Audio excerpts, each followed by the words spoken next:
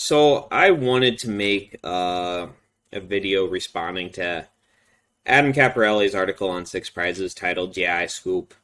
For those of you that haven't heard, after over 10 years, SixPrizes is coming to an end.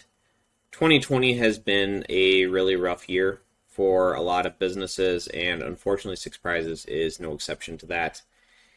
Just with no in-person events, people are considerably less interested in buying articles about Pokemon, and which is understandable, and that is taking its toll on SixPrizes.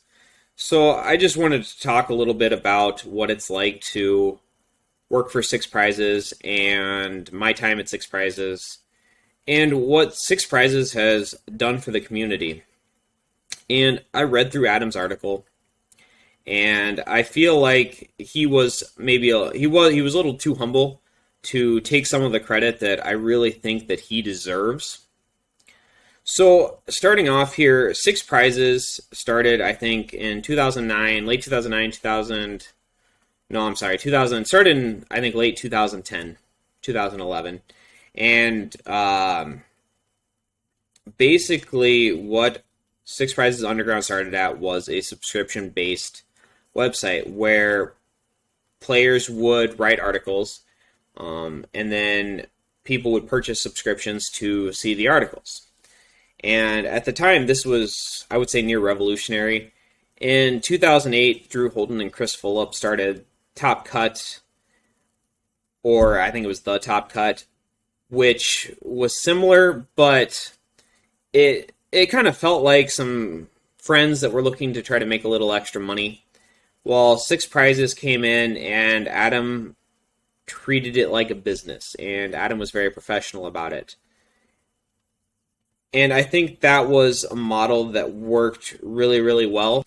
Essentially, in the early stages of Pokemon, 2004 to 2010 or so, there really wasn't a lot of talking about decks, talking about lists, because the prizes, you guys were everyone was out there, everyone was competing for these world invites and these prizes and these travel allowances, and how do I want to say it?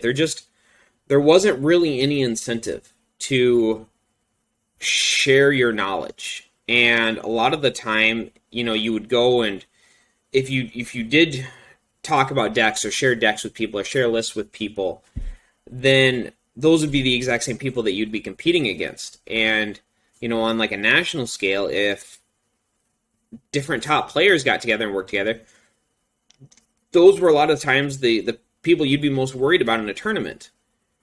And then on more of a local level, if you and 3 or 4 friends work together on a deck, and you went to, let's say, a 25-person cities, there would be a really, really high chance of you guys playing each other.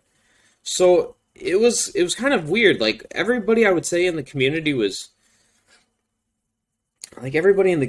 really good friends, but we never really talked about decks or lists. And I remember at some of the early World Championships, hanging out with Ross and Jason and Chuck, and they were good memories, really fond memories, but we never talked about decks or lists. It was actually kind of more of a taboo subject. Asking somebody their counts on things, or how many of this do you play, or what do you think about this and in the deck, it was just seen as really, really, really taboo, which I know by today's standards that sounds unbelievable, but it was a completely different time.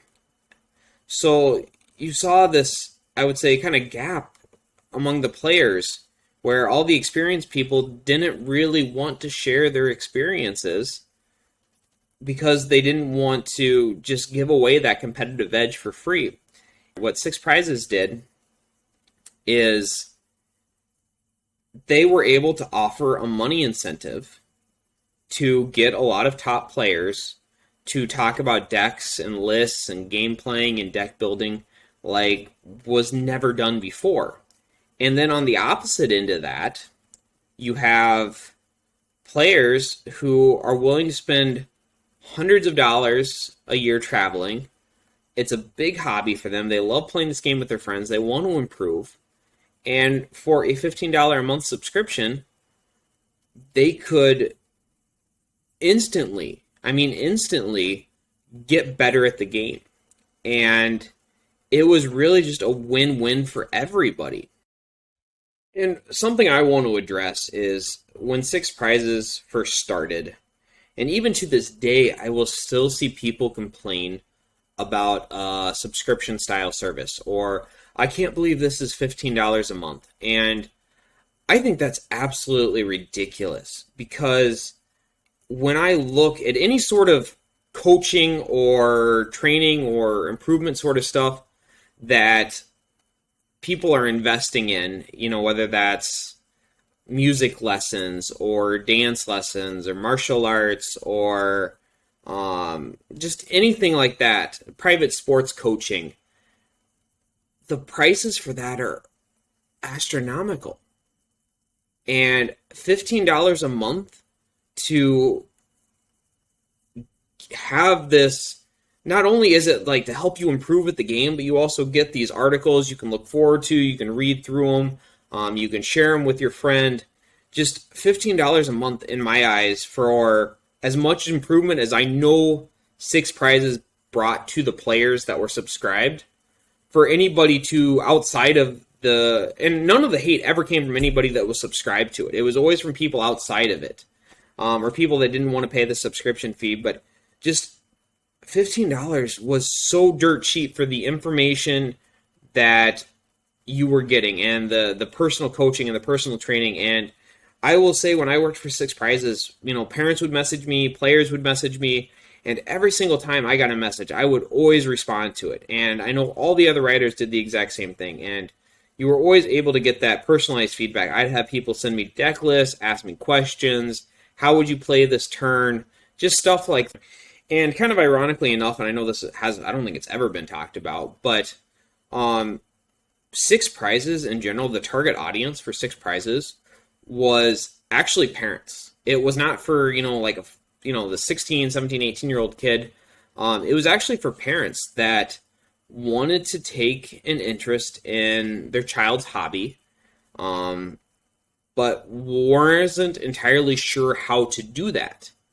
And that's kind of where we came in, where parents could spend $15 a month, get a subscription to Six Prizes. They'd have all these great articles. They could sit down with their kid. They could read through these articles together, talk about decks, talk about lists, and then if they ever had any questions, we were always there to help them, help their kid.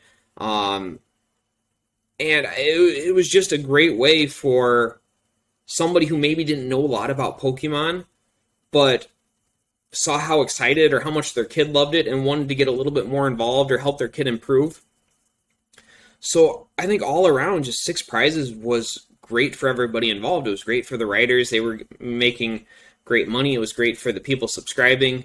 If you were going to make an argument, I think the only people getting burned by it were probably the people that weren't subscribed, because they would go to tournaments and there'd be a lot harder competition there because of Six Prizes. And I know that sounds like a real company answer, but I also think it's a very, very truthful answer. So I started working for Six Prizes in 2011. And working for Six Prizes was a great job. I was in my early 20s. I was a college student at the time.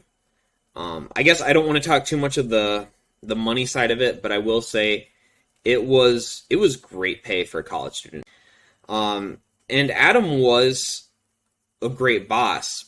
He wasn't afraid to give you feedback. I mean, if I turned something in and it wasn't good, he would tell me it's bad. If I was kind of pushing up against a deadline, he'd always be very clear about that. Never mean or rude or anything like that.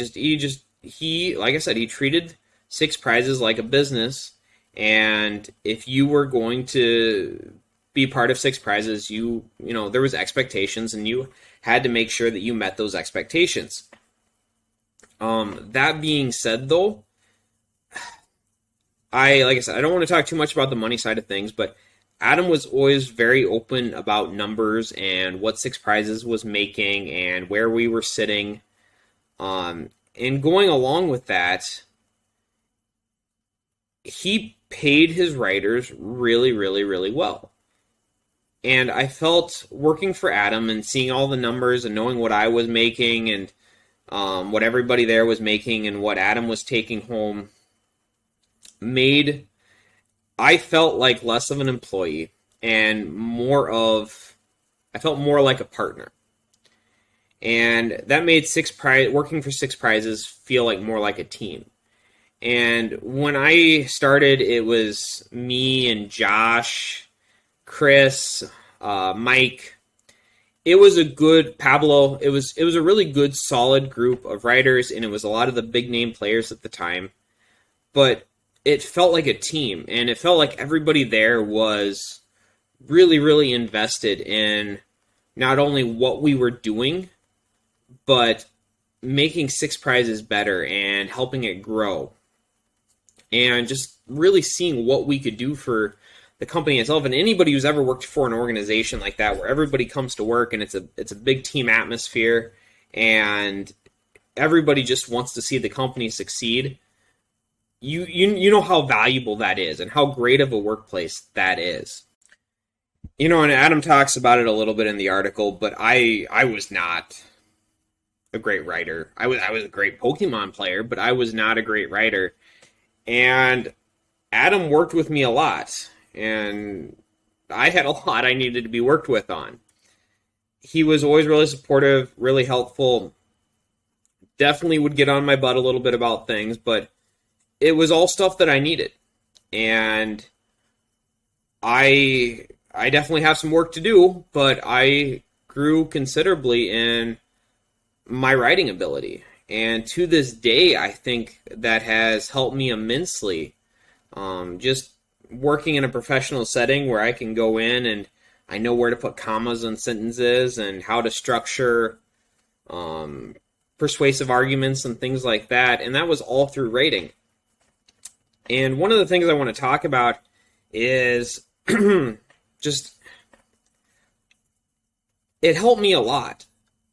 Writing for SixPrizes helped me a lot, especially as a college student, because I would come in and I would be turning in these 15 to 20 page articles for Adam every single month.